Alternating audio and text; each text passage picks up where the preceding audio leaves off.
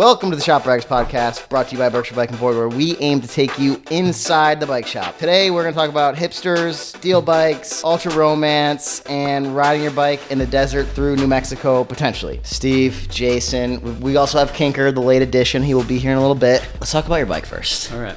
Thanks for having me. Glad to have you. Yeah. Thanks for coming on. Thank you. Yeah. I was up here the other day, and I was like, how do I get on this podcast? And Here it is. Here we are. You got a crust. We'll get right into it. How come everybody that buys a steel bike gets either a Crust or a Rivendell? Why is that? I think Rivendell was the gold standard, and everybody wanted a Rivendell. And then Crust kind of came along and did the thing that the Rivendell wasn't doing for people, or maybe just like was a shiny new thing, you know. Like, but Crust, I feel like they're just both well made. I think Crust kind of aims at something a little bit different than Rivendell aims for in general. Crust has like a marketing program and they have an Instagram. Yeah. And I think Rivendell's is like, they have a little bit of a different aesthetic and a little bit of a different like geometry kind of generally. Like a Rivendell's more like long and low, where Crusts are kind of more like a little tighter and for the most part, you know, like that bike. Is that a gravel bike? See, I don't even know. That's kind of like a gravel. I would call it a gravel bike. That's a gravel bike. Gravel bike. You got 27.5 by. Those are 1.75 Gravel Kings. Best tires ever made. Yeah. Yeah, I switched from, I had Compass tires, or what are they, Rene Hurst they call them now. Yeah. Originally, and I think the guy from Analog said like, yeah, you look at a pebble wrong and you get a flat. Yeah, and they cost a fortune. They cost a fortune. Then I was like, you know what? I think I can go with the Gravel Kings, and I got those, and I'm happy with them. Half the price. Mm-hmm. It's a gravel bike, but it's like a very different gravel bike than I have. Yeah.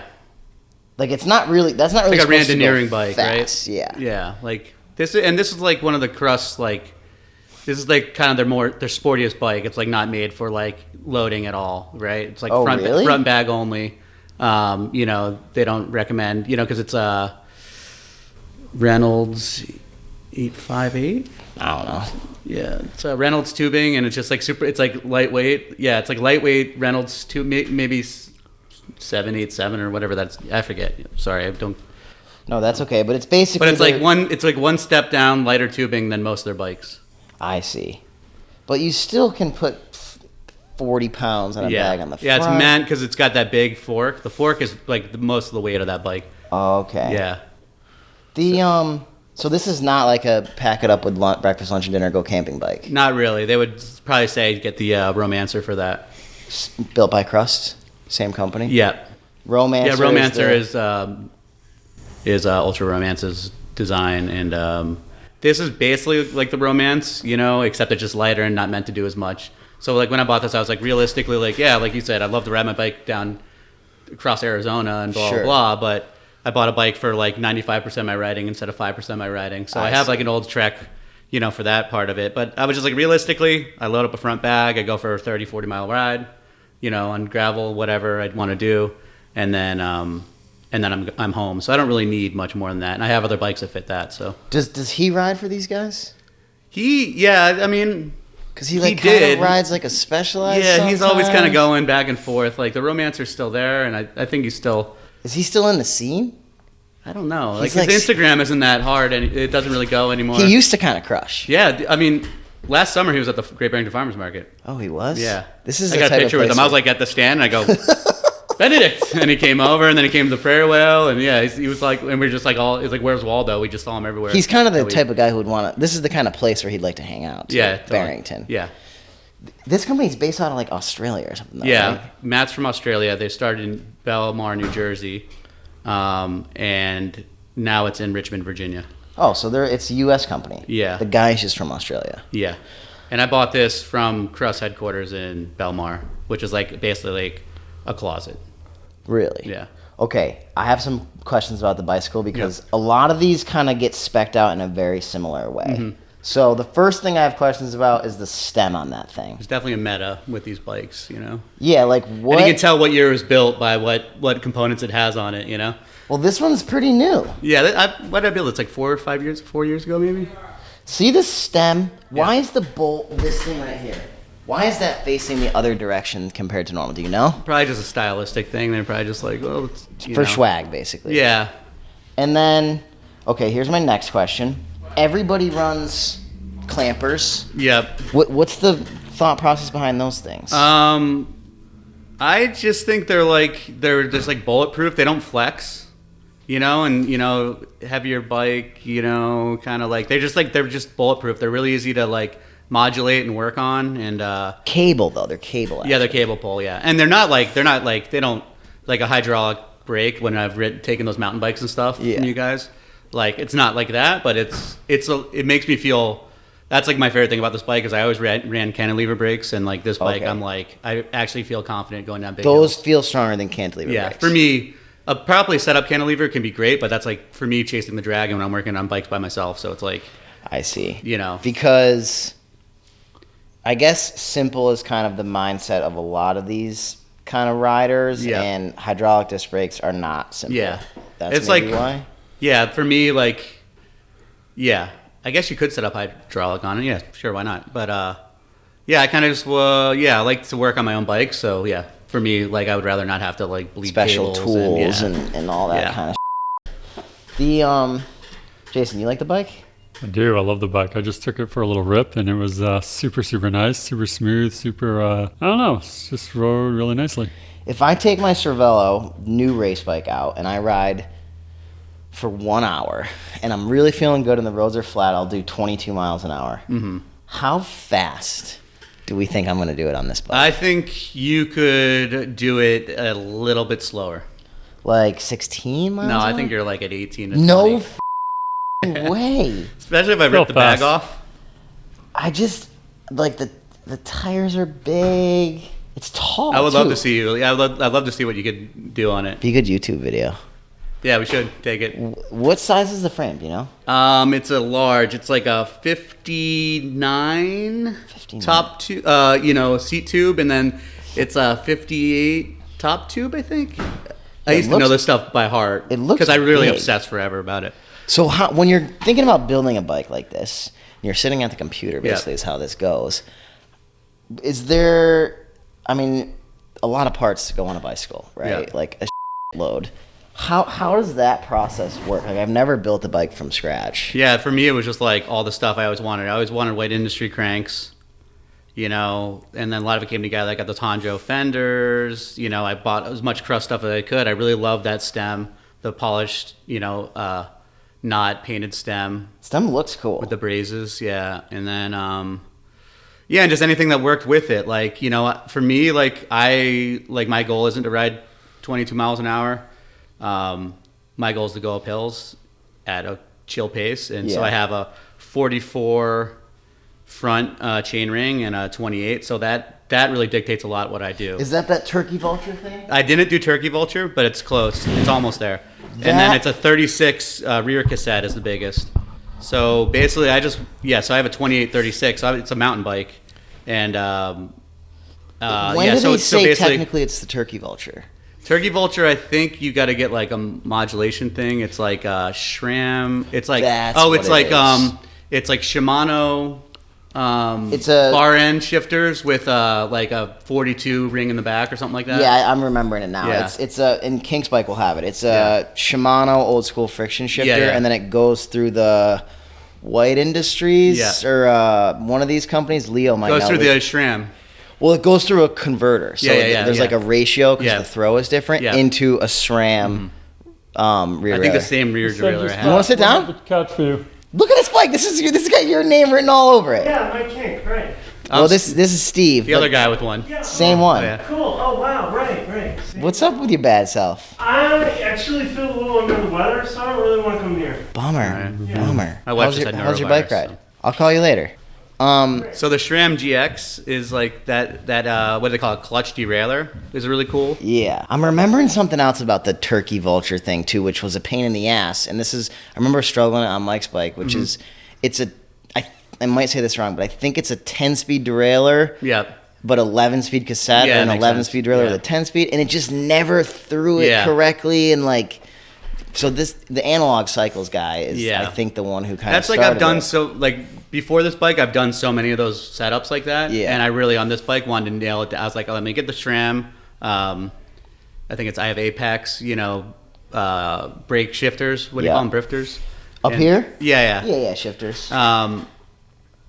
And I did 10 speed with 10 speed. You know what I mean? Like It works. Yeah. I just wanted it to work. Yeah. Yeah. And I wanted it to be, you know what? Like, this works fine. Sometimes it's a little bit of a hassle to get your index in right. Sure. But I really do love friction shifting.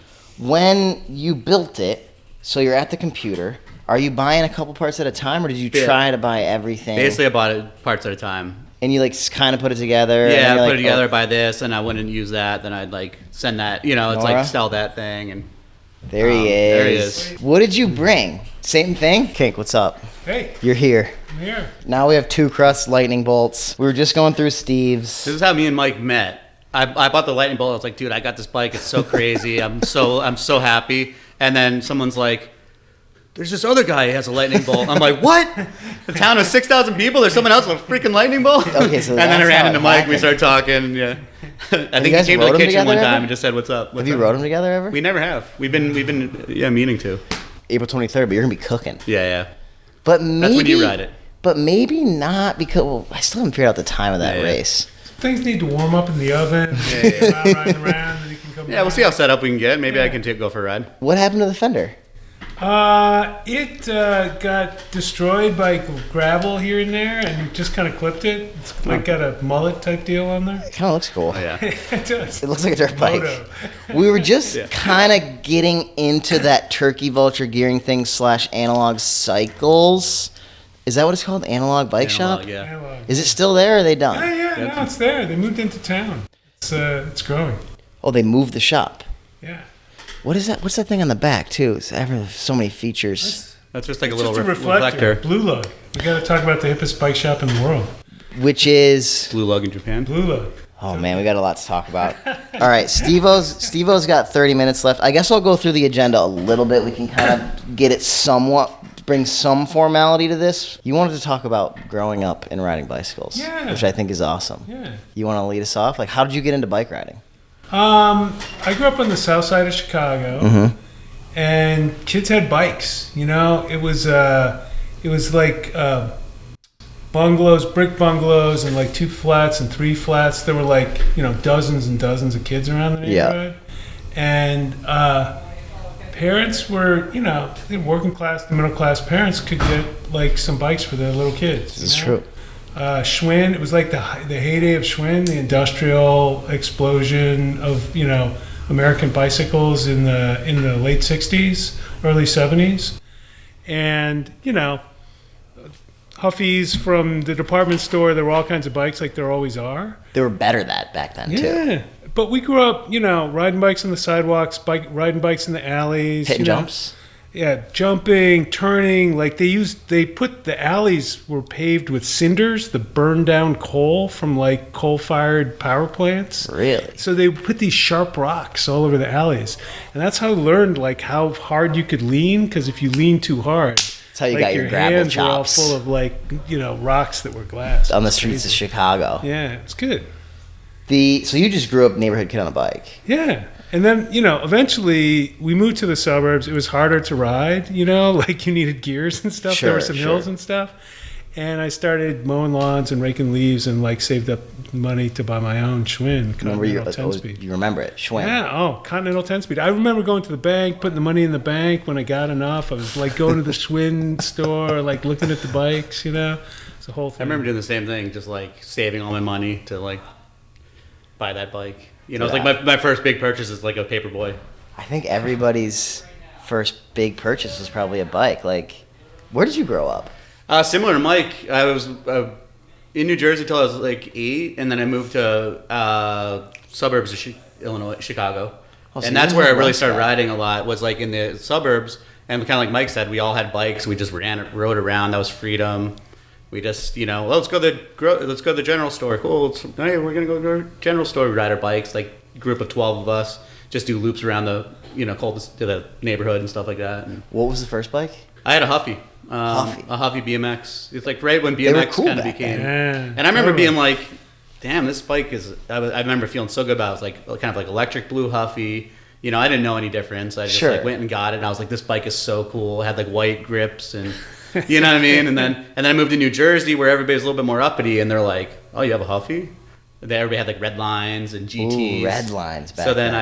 I was like, "Oh, I gotta get a Haro," and I just saved. Did you get a Haro? Yeah, then I got the local bike store. I saved up and got 20 a Haro. inch? I don't remember. It was a smaller one, Haro Group 2. It was probably a 20 inch. Like, I remember my first 20 inch bike, it felt like it was so big. Yeah. You know, because it was like a BMX bike, but I was like, I don't know, 12 or something. Yeah. This bike is freaking huge. My first real bike, though, but it's, I don't even know if it was a real bike. I thought it was a real bike, was a Magna. So it definitely was some piece of shit. Yeah, it's like the same thing. department store bike. Yeah. But damn, I was stoked. It was like I was like my probably 6 or 7 year old like birthday present.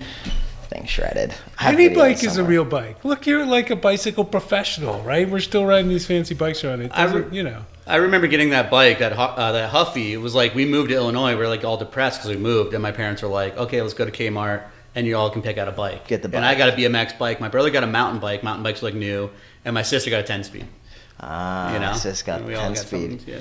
That kind of brings us over to like, I put on here basically like department store bikes. Like we struggle a lot of times at the bike shop because they're not, you can't really work on them. You know, yeah. like the Shimano stuff that comes in those bikes, like it's not really real parts. At the same time, there's this dynamic of like, we all just basically went around the room and said, okay, our first bikes were these like department store bikes, and it got us into cycling, which we've all been passionate about for like our entire lives. It's like, I don't know, do we think department store bikes still have a place in the bike industry? Like, they kind of do. Yeah, I think like what you're saying, they are worse than they used to be. I think like a That's low level, probably true. Yeah, so they're cheaper made. I think maybe that's just my perspective, but I do think they have a place because they're going to get people to come to the bike shop and buy their next bike. I think, America is a very unequal country. Like, people have different resources. The vast amount of people are living pretty much paycheck to paycheck. True. And, parents reaching for something for their kid, there's only so far you can reach, And it's really interesting. Like, back in the Gilded Age, late 1800s, early 1900s, there were like socialist bike clubs in England, where people rode together and they like chipped into money to get each other bikes and stuff. It was part of like working class people and educated people like all doing stuff together. And there was some like, you needed to chip in with each other to get bicycles back then. They weren't cheap, right? Now they're consumer products. They're, For sure. but I do think like an entry level thing where a kid can experience freedom like that, that's good. Whatever bike it is. There's like that kind of community type thing, though, I feel like has kept a pretty common thread, or like that's consistently present in the bike riding world. You know what I mean? Like, when you think of a co-op, besides maybe a grocery store, the first thing you think of is like a co-op bike shop. They're kind of everywhere. Maybe that's kind of where that's come from, like, but from back when you were talking about, like that it's still happening. We're the misfits of the world. That's what me and Dorian and like my friends, we all like store all the bike parts at my house, and it's just like if anybody gets into biking, I'm like, come to my house, grab whatever you want. We just have all like a zone of parts, and it's just the problem is nowadays is like we joke at the shop a lot of times is like the one thing that's standard about the bike industry for parts is like there's no standard anymore. Yeah. It's just like my 11-speed derailleur on my 10-speed cassette with my 9. Like, so you just got to go 9 and below, and you're good. True. It's so tough. All right, I want to talk about the Radivis a little bit. You guys still go on that website at all? I haven't been on there in a while. and I never really was a huge. Once in a while, but Well, you're going to know about a lot of the stuff that's on there. I think, Kink, I'll toss this one to you. When you're like an outsider in this world, like myself, as far as like the steel kind of hipper bikes, what is the category? Do we have a name for the category? Randonneur? Yeah, I would say gravel? Randonneur's a good gravel. Yeah, I would say I mean, well, Randonneur. What would you say? Steel bikes. Steel bikes. There we go. Steel bikes. Steel bikes. Yeah. In the steel bike category, it seems like everyone pretty much wants a Rivendell or a Crust, right? Like, where is that coming from?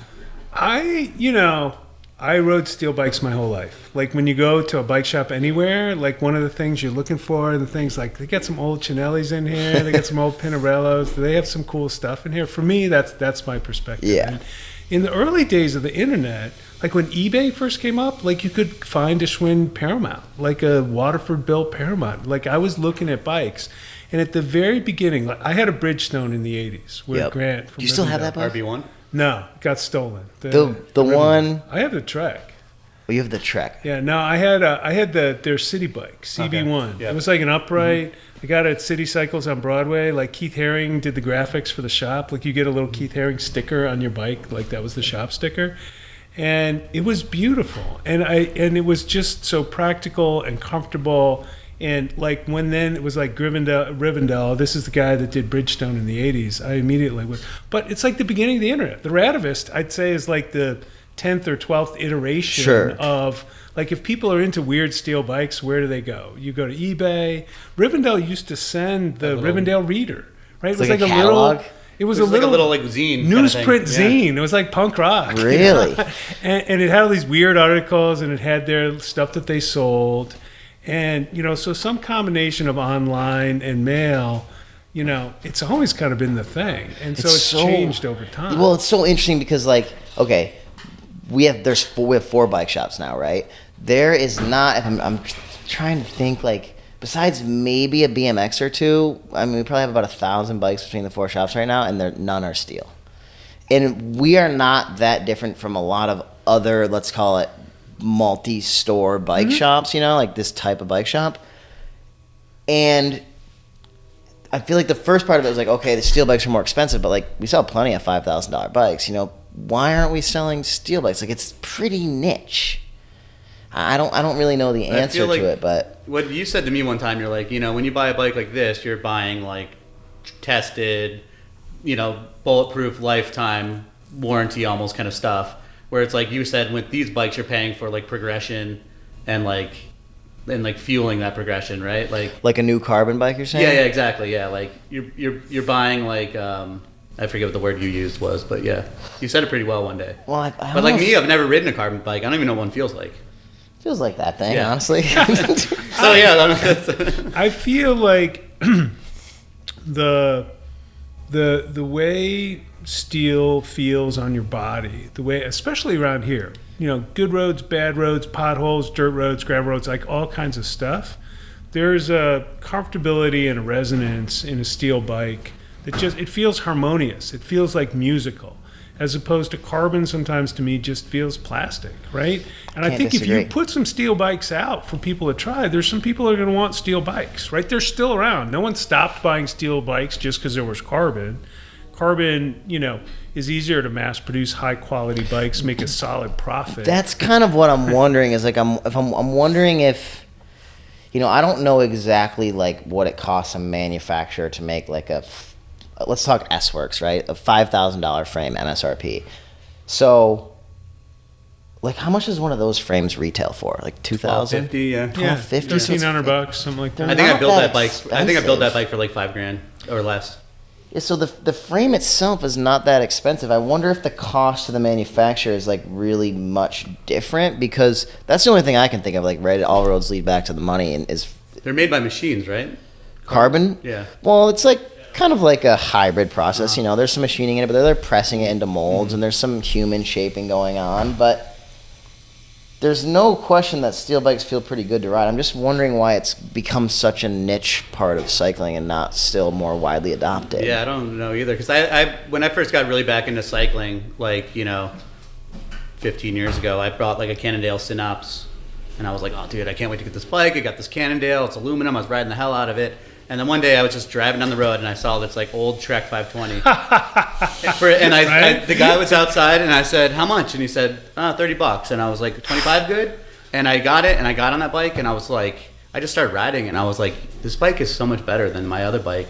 And I just kind of like just pushed the Cannondale into the corner, Yeah. and just ran that Trek 520 for years, and I still ride it. Everyone's got a Trek 520. But story. ever since then, I've just been like, it just it has a place in my heart. Like Yeah. that, yeah.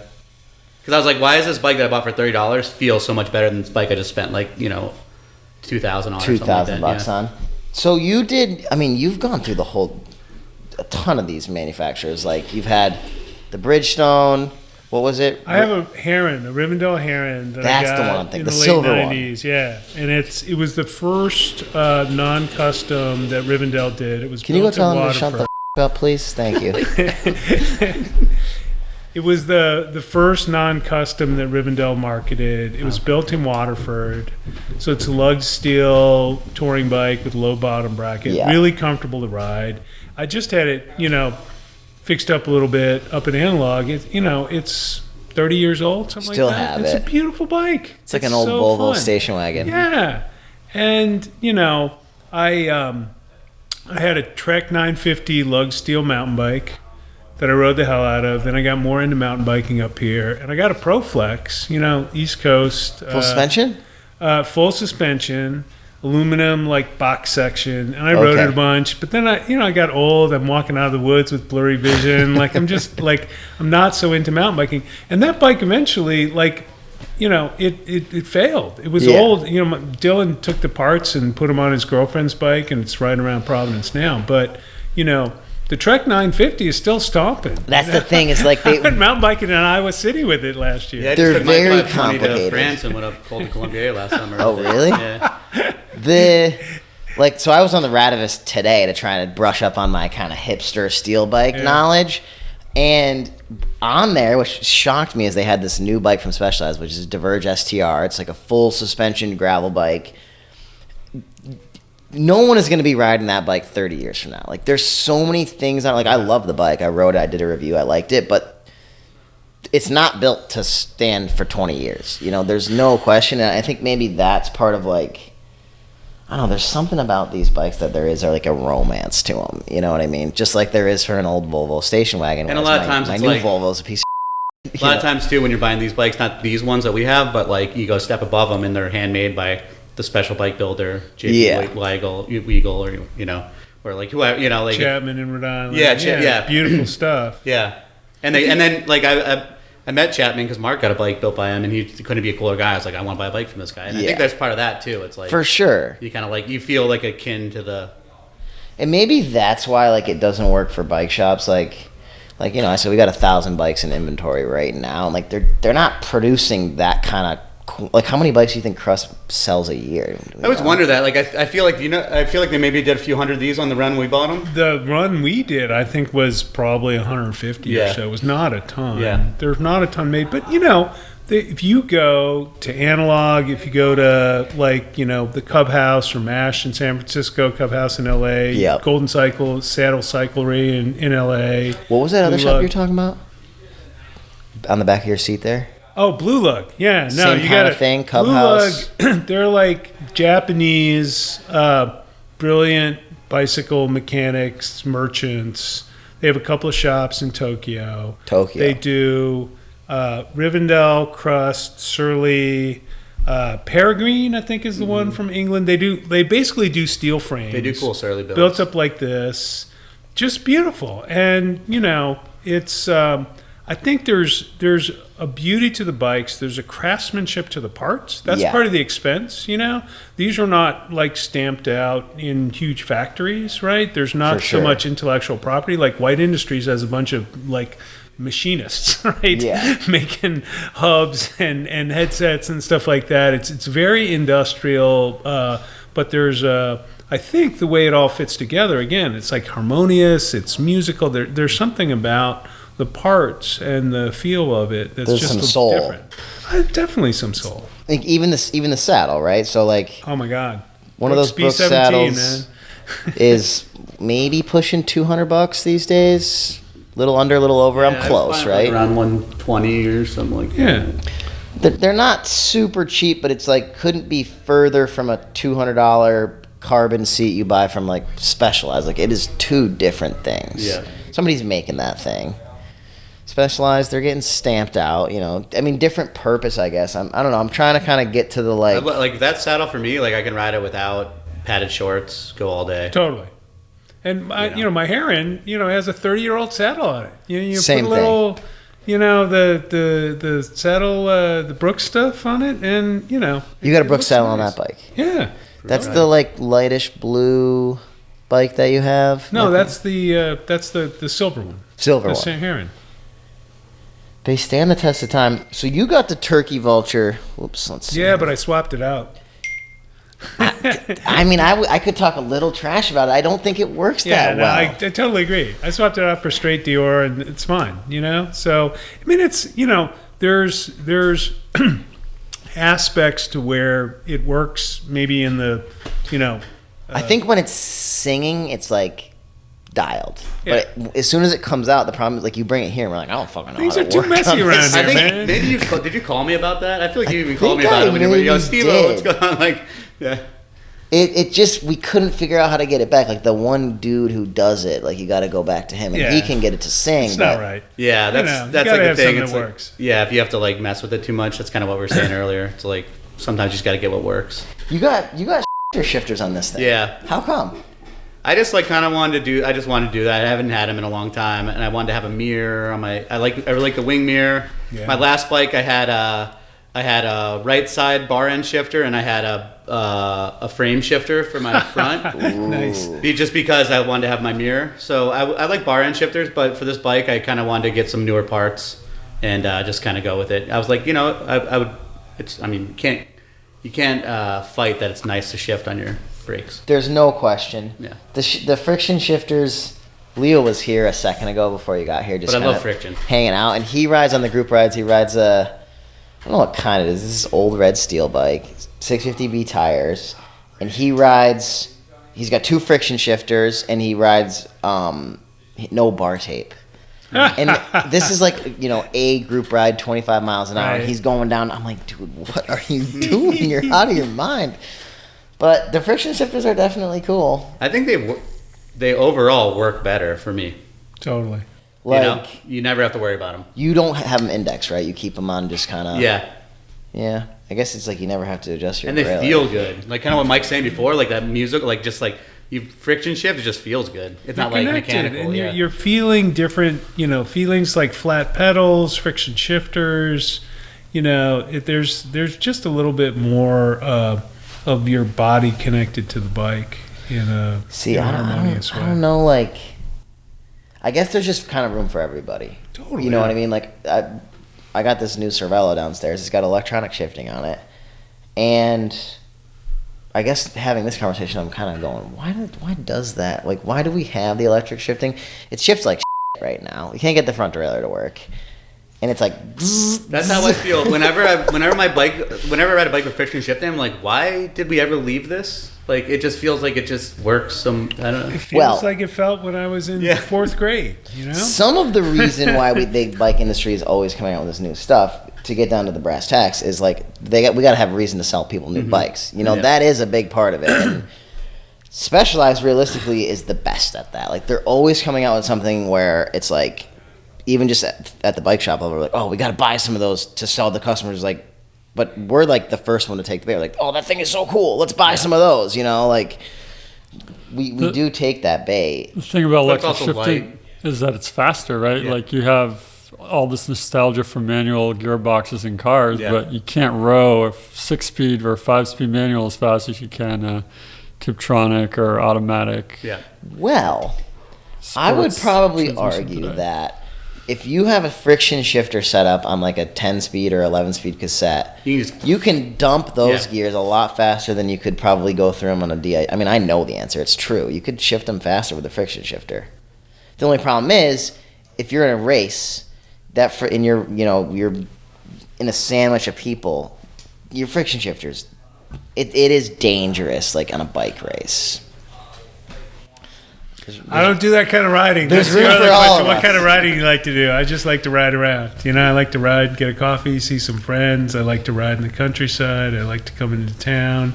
I like riding in the city, New York City, Chicago, You put the miles in, though. Yeah. No, He's it's always riding. fun. Any idea how many miles you think you got in last year? I never count.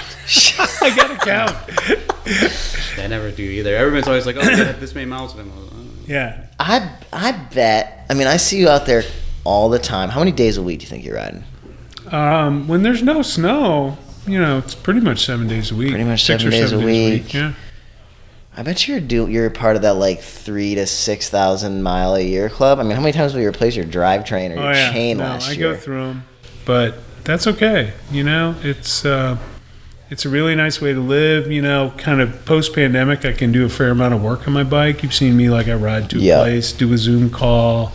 There's times when I need to be at work, either at the computer or at the state capitol or something like that. But there's other times it doesn't matter where you're at. You might as well do it from, up Mount Washington. Yeah. You're cruising along, you're getting the miles in, you're happy. Gravel Kings, good choice on that one. Yeah. We both have the same wheels too, the Aileron. We both got to build it analog.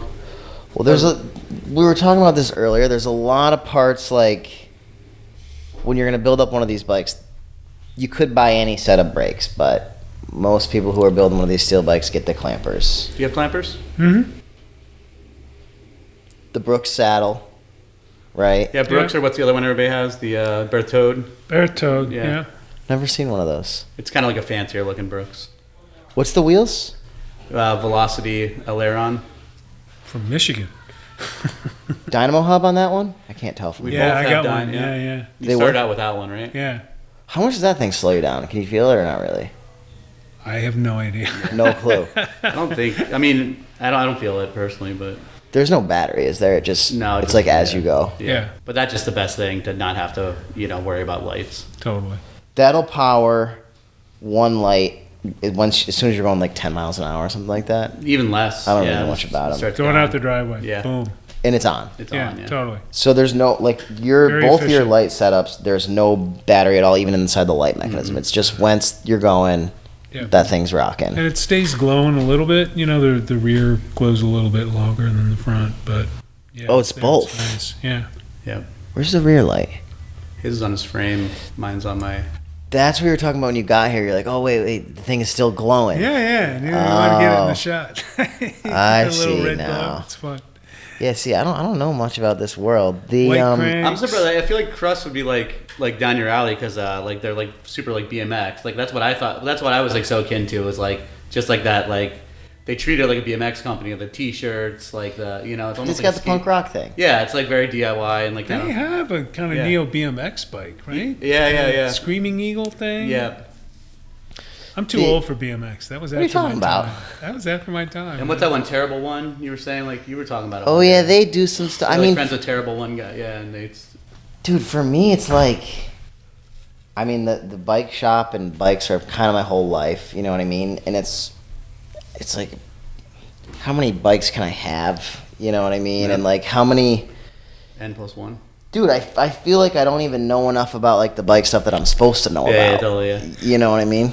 I got a light steel road bike for my 60th birthday. Just came in up at Analog. And, it's steel. And I wanted a light road bike so I can keep up with my wife. She rides a Carbon Cannondale. Yeah. She's a better athlete than me. And, I there's no way I was not going to get a steel bike.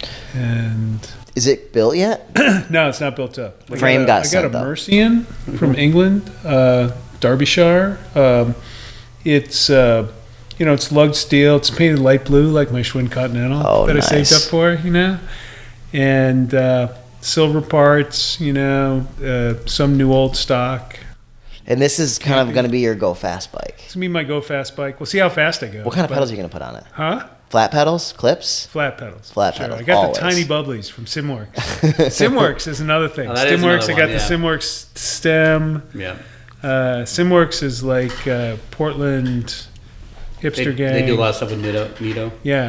They work So- with Nitto, MTS. Analog is basically gonna put it together for you. Yeah. How does that process work? Like, are you guys sitting down up there, going through, like, he's got a sheet or something? Yeah. Yeah, he No, sent you a and- sheet with options, right? And we did the geometry together too, because the Mercians, they're not all the way custom, but you can mess with the geometry. So I we see. based it on what was comfortable about the lightning bolt. Frame's I'm gonna be not- kind of similar size then. Exactly. Oversized to most bike shops, very comfortable to me.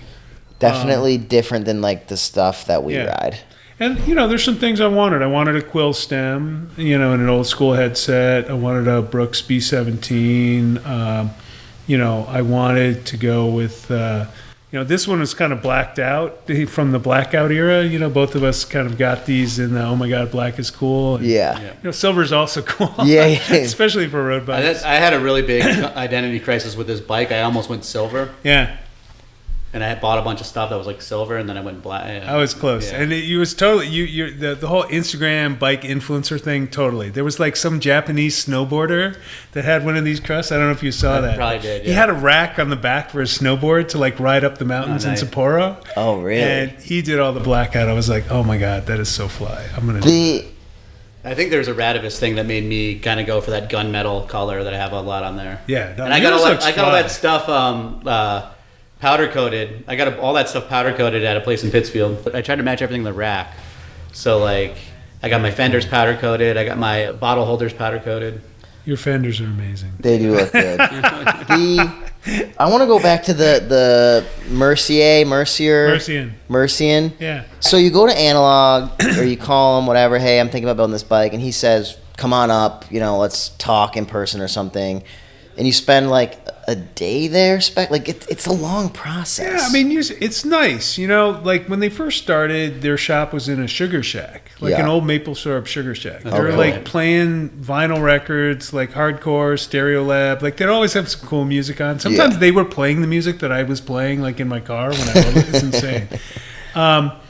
And it's been long enough now that he's like, I know how you go through parts. These are kinds of things that I think you should have on this bike. Yeah. So they'll last, right? Things that are serviceable, hubs that are serviceable, bottom brackets that are serviceable, things that aren't just like toss it out and replace it. Yeah. And the geometry is partially based on measurements, how I've changed since I bought this bike. I'm getting a little older, you sink in a little bit, your feet get bigger, all kinds of things happen.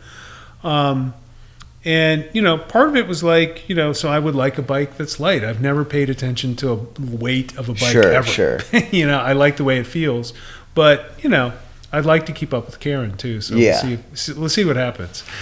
And so you do the big day there, and then there's what? There's like, hey, this looks good, like back and forth email communication where he's kind of starting to spec it out because Steve and I were talking like, if I was to build a bike from scratch right now as a guy who works at a bike shop and kind of knows a thing or two, I wouldn't be able to sit at a computer and order everything I needed in one go. Yeah.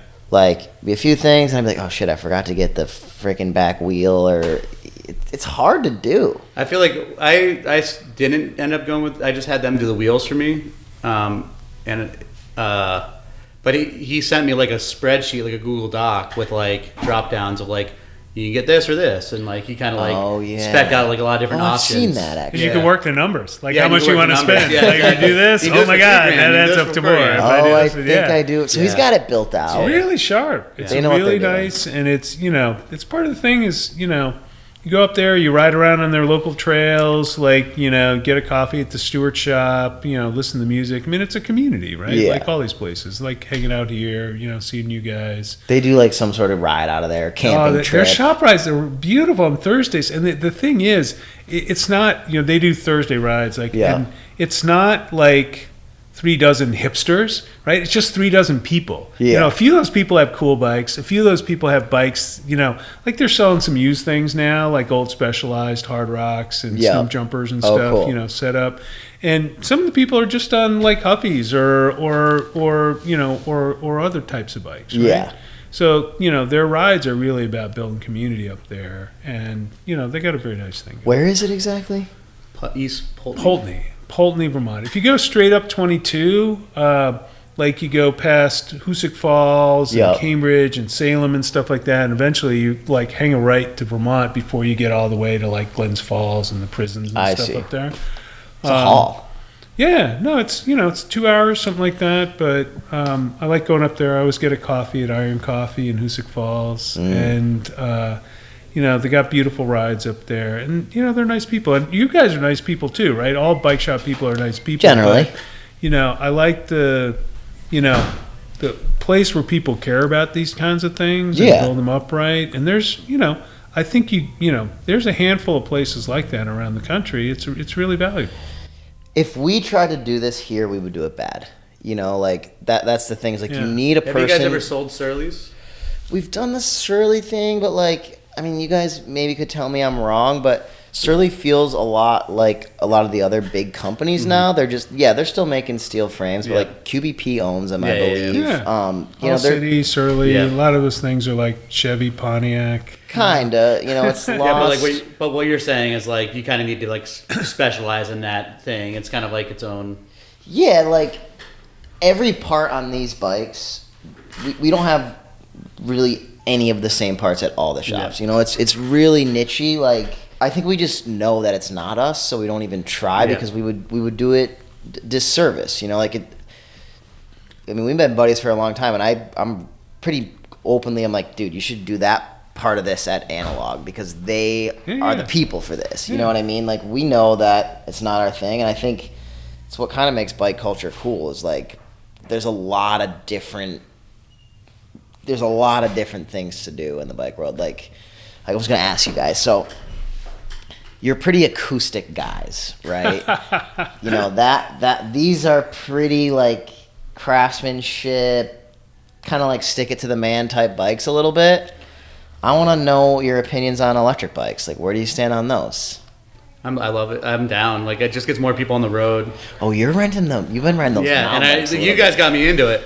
But like, I just think it gets more people on the road, dealing with what it's like to be a cyclist on the road. And the more people that are out there, the better it is, and it's better than driving a car. And people are getting exercise, no matter if it's electric or not. You know, there's always that thing. It's like, oh, I'll just ride my bike. You know, and I'm kind of like that. Like, but I would ride a moped to work. But I'd feel weird riding an electric bike. I'd be like, I should ride my bike. But if it's getting people, they're getting exercise. It's so tricky because I think what you just said I can really relate to. Like, I love electric bikes. I still am like, I'd rather ride a moped than an electric bike to work. For some reason. Exactly. It's like I'd rather ride a scooter. Where do you stand? The first guy I ever met that had an electric bike was like 80 plus years old, and he lived in San Francisco. Yeah. And he had been riding bikes up the hills in San Francisco till he was like 70 something. And he was like, oh, these electric bikes came out. Now I can keep riding.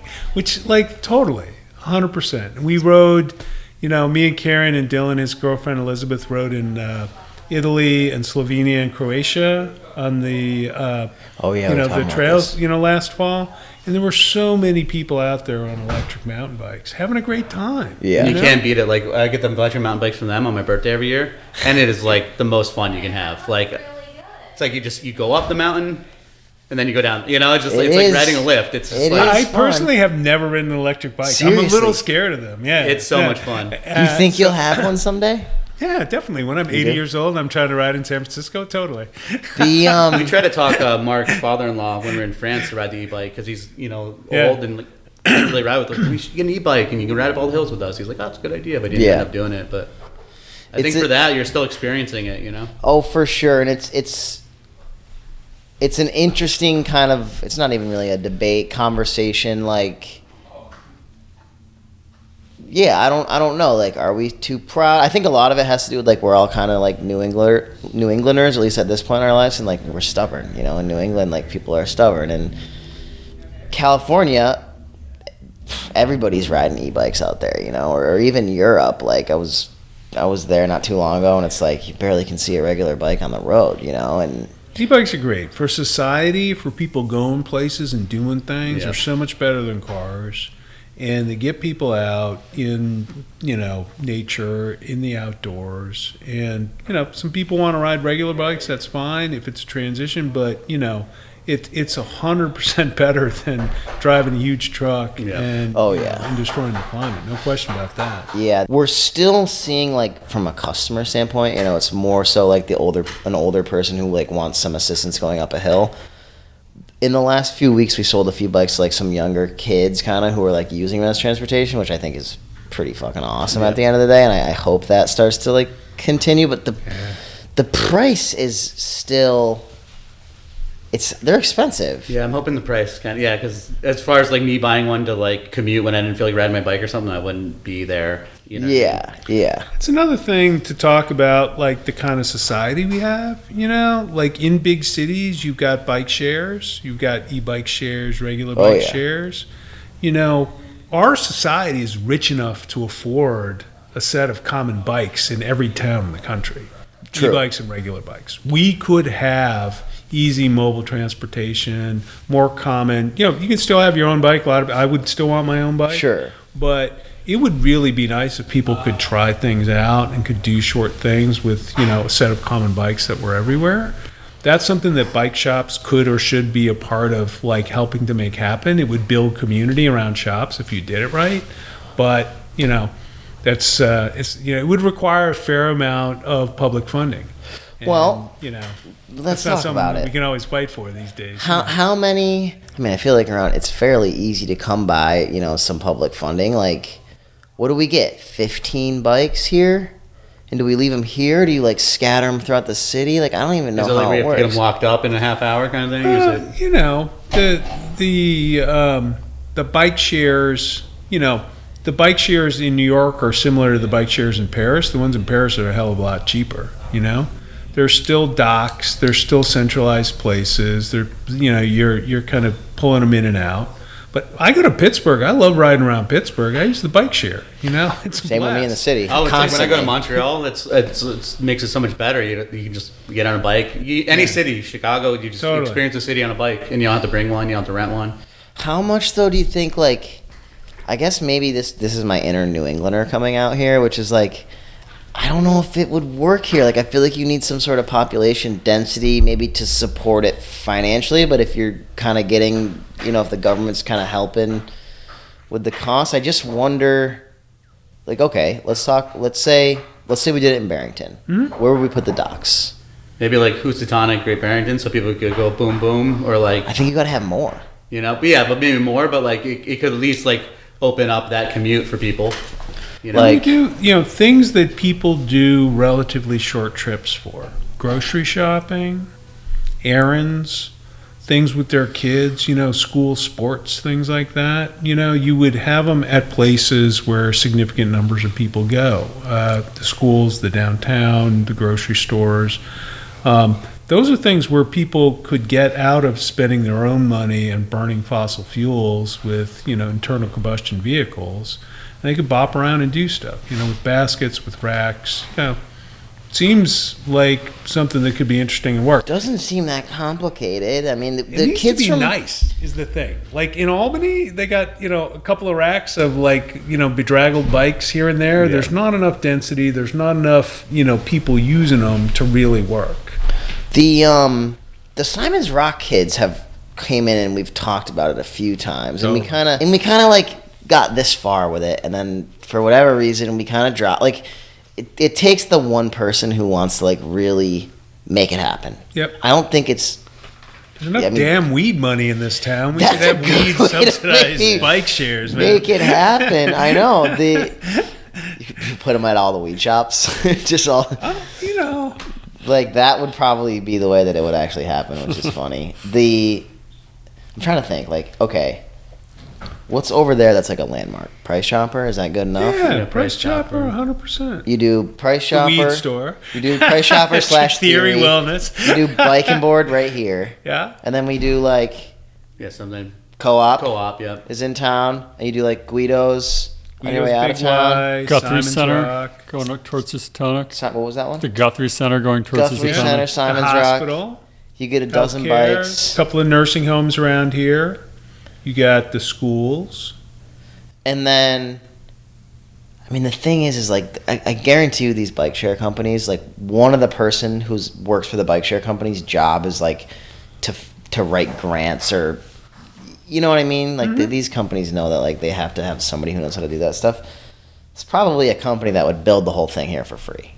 You know what I mean? Like it would be cool. Even like what, 15 bikes, 5 docks. If nothing comes from the podcast, maybe we try to do a bike share program in the Barrington. They have to lock, right? So you need the dock. I think so. I mean, the prospect of making them common, like, is having a place where they all are, and people don't have to fork out a ton of money to participate in it, right? I mean, if it really was a common system, so that it was a shared asset, people, could feel, maybe someone will go joyriding on them, but honestly, if all the city bikes were free, I don't think the city boys would be like having such a thrill trashing city bikes. They'd just be jumping them and goofing off. Like that's amazing. It's amazing to see people doing crazy BMX. You have a video like that, right? I do. Yeah. There's no question that like city bike in the city is amazing, but part of the reason I think it works so well is like the docks are everywhere. I haven't taken the subway in years. I go everywhere. I go like all the way into Brooklyn. I go all the way up the top of Manhattan. You go to Queens. There's places where it's hard to get, but for my work. I mean, that's the worst part about having a bike in the city was having to lock it or bring it into your work or what. It's the city bike is quick. Don't even worry about it getting stolen. Yeah. We take them everywhere. I ride the electric ones mostly. Yeah, no, this made me think of it. They're dangerous. The new ones. They go so fast. Oh my god, I'm scared of them. I don't know if it's 20 or like a couple miles an hour over 20, but like if I get on the new electric city bike and it's tapped out, I'm like, this is like I know how to ride bikes. This is too fast for me. It's like a motorcycle, especially in the city. Yeah, it's pretty gnarly. Ride steel. Ride a hipster steel bike. Maybe one of these bike days, like too. we'll build one of those things. Like I gotta build up a steel bike someday, I guess, right? You should take mine on a group ride and just see how it fares. See how much I can and I hang. swear to See if you're God, like, or if you're just like, it's good. It was happening in the 90s with Grant. Now it's happening everywhere, right? People taking 80s mountain bikes, doing 650B adaptations, putting a basket on it. My son's girlfriend has the coolest freaking bike in Providence. It's an old Bridgestone. Yeah. With the colors and the comfortability and everything, it's just so fly. They are cool. You can take older bikes and repurpose them in this style and have a lot of fun with them for not a ton of money. Or like a lot of people do the... what's the bike that everybody's dad had? The rock hoppers. You see a lot of those, or the hard rocks. It's cool. We talked about the bikes. We talked about bike share. We talked about e-bikes. You got a couple of questions that you're gonna fit on here, like what is a hipster? Oh, what is a hipster? We were gonna do rapid fire questions, but I think we kind of covered it all. Like we did. We talked about e-bikes. We talked about Huffies at Walmart. We talked about Analog Bike Shop. I don't know. I think being casual is good. We're good. It's fun. Thank you guys for coming. I gotta go to the city. You gotta go to the co-op. You gotta go to meditation. Go ride around the bike. We're gonna tell them that we're planning. I'll hop there. Yeah.